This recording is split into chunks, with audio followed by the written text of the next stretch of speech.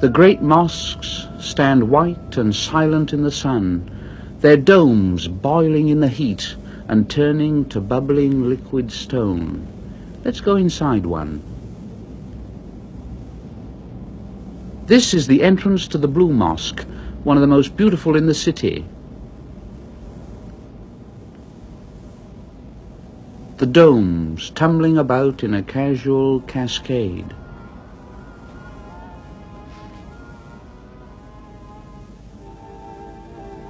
The courtyard, serene and quiet.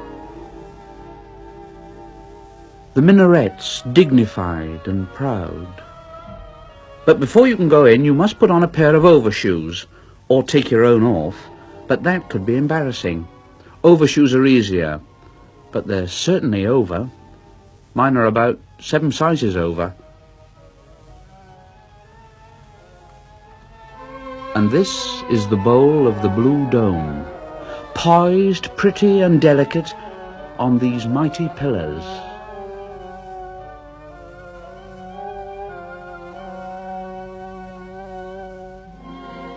The whole place is a beautiful fusion of blue.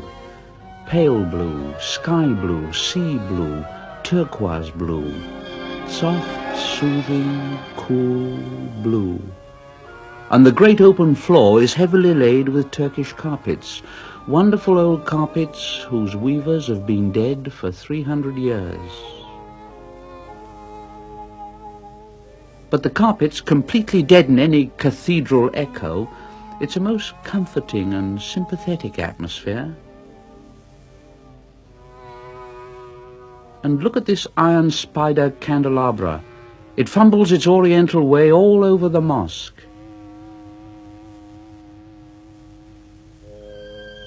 And there's a dear old English grandfather clock. It was presented by Queen Victoria to the Turks. It looks beautifully awkward and English here, but it's still going, and I must be going too. Up to the smart end of the city. That's a large new American hotel, where all the large new Americans like to stay. They've dug themselves a mighty fine pool, and here, for a consideration, and in splendid isolation, you can have a holiday just like the ones you have way back home.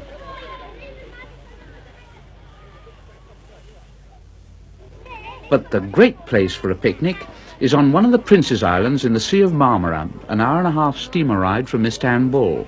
This is where the Istanbulers like to come to relax. This is where the trees are just right for hammocks, and hammocks are just right. When Turks go on a picnic, they really go on a picnic. The stuff they don't want, they sling away, and the stuff they want, they hang in the trees. There's Kemal, Abdul and the boys having their photographs taken. That's it. Thank you. Thank you. Never mind. But everyone enjoys themselves the way they like best. Half the picnickers squander their time away tearing about after a ball. And the other half fritter it away in sleeping and swinging.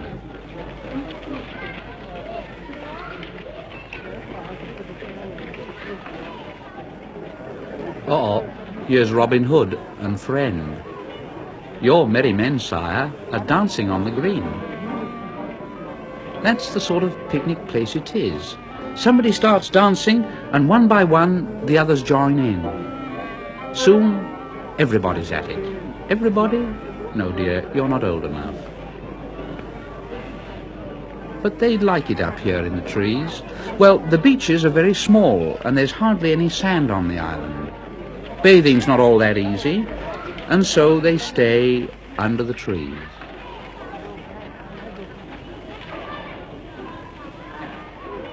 Still, I mustn't stay much longer. I must get a coach and two back to the steamer.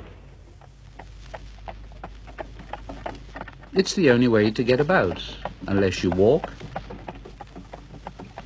But not many seem to walk. Oh yes, here's a few. Woo! I still haven't bought any presents yet. I must try the bazaar before I go. And here we are. Now let's see.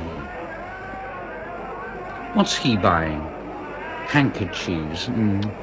That's a bit ordinary, isn't it? No, let's move on. This bazaar is an extraordinary place. There are something like 4,000 shops huddled together under these old roofs. That's the trouble.